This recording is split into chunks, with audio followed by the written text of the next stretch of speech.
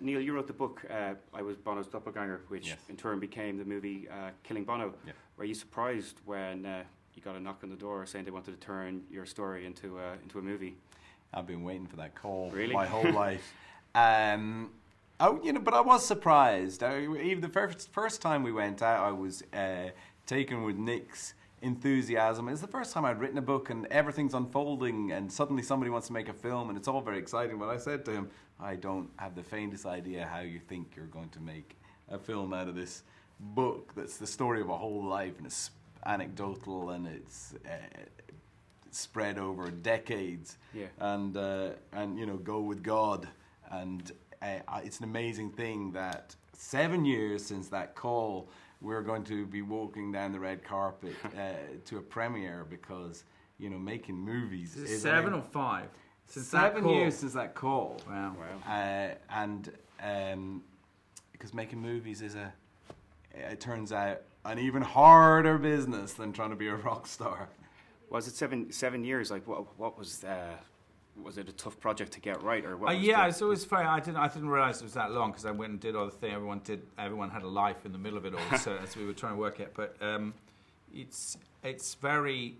was a hard project because there were different elements of the story, even from a film point of view, that you needed to get right. So there was the relationship between you two that you had to be accurate about. There was the music, and there was the story itself. And to do a story about an anti-hero, to do a story about the notion of failure, sets you certain script problems that you need to resolve. And sometimes takes creatively a long time to make. There were several versions of the script that simply just didn't work.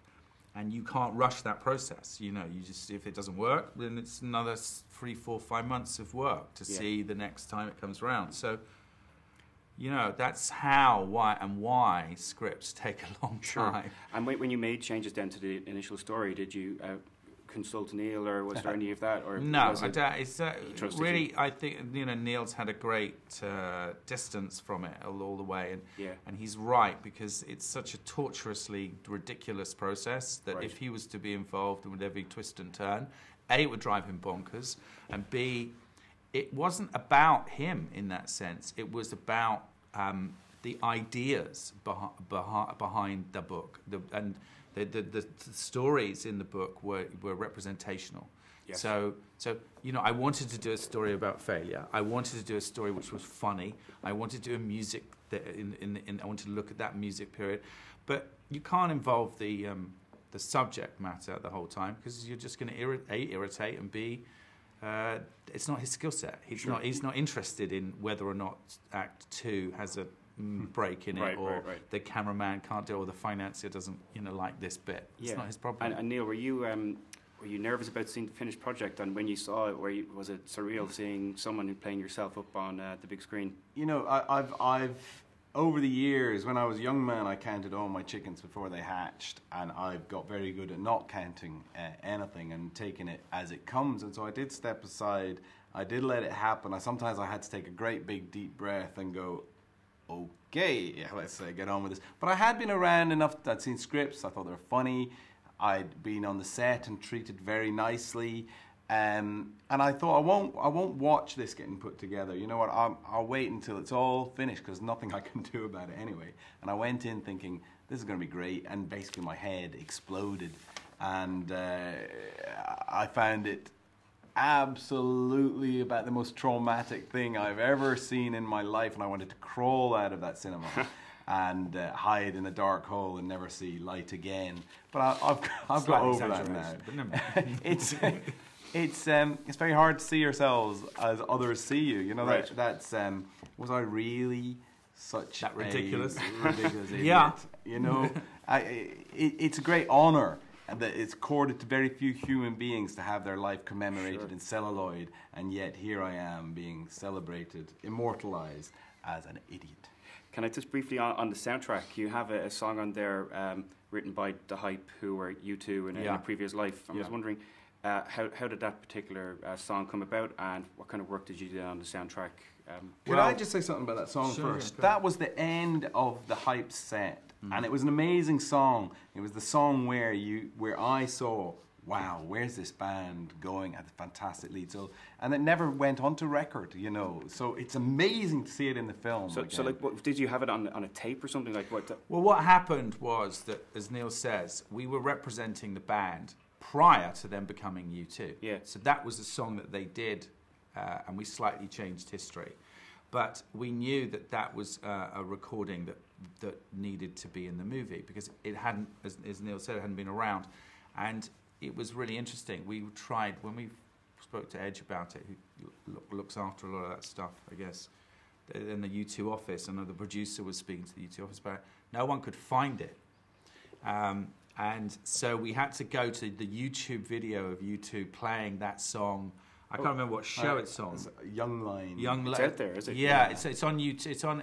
It's a very weird, scrappy video of the band when they're young, and we had to get somebody to transcribe it musically because they'd lost everything, and then we re-recorded it with our guys singing it and producing it and all the rest of it, and it was part of getting the music right in the movie. Yeah, the band U2 saw the movie recently and have given it their blessing.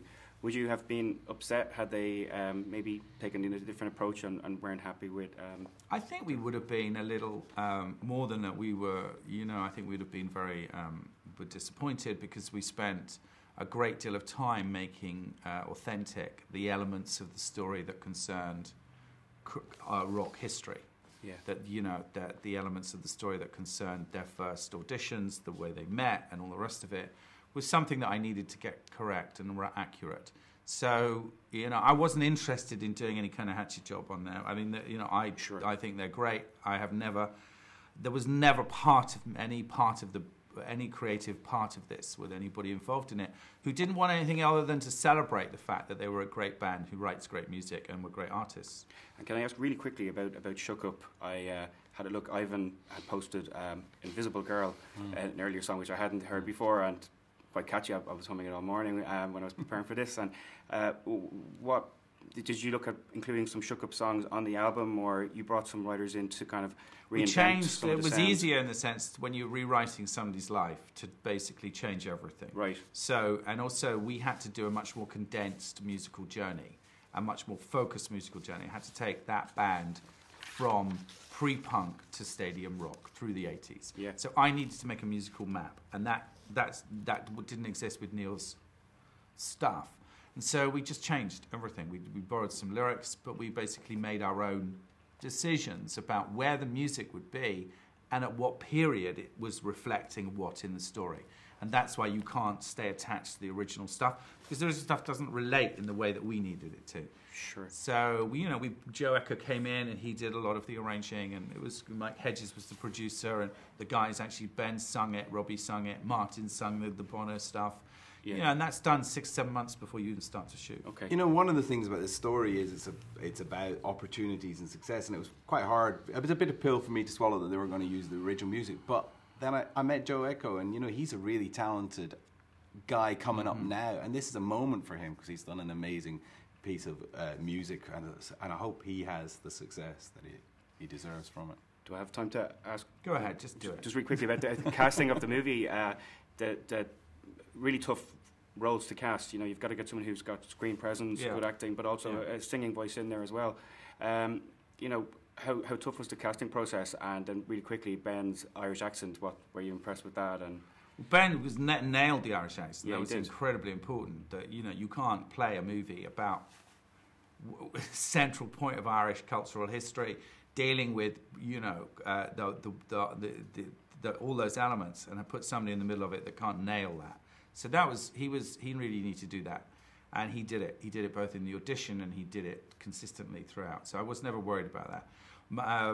Bobby's just a huge talent. He's amazing, homegrown, straight shooting out there movie star, and he's one of the best there is. And so between the two of them, the movie's got the two of the best young actors in the country right now. And then you add Marty McCann into that as Bono, who's managed to, I think, nail a very good, the work of. When you were casting that role, were you worried that it could go down a parody line? Yeah, I was really terrified. How are you going to parody? You're going to imitate? What are you going to do? You're going to put somebody famous? You're going to have, all of the above. And basically, Pete Postlethwaite rang me and said, "There's a really great kid you should see in Belfast." his name is Marty McCann. So Marty came to my office in Twickenham, and I met him. He auditioned, and I gave him the part there and then. Okay, fantastic. Guys, thank you very much. Thanks, Newman. Cheers.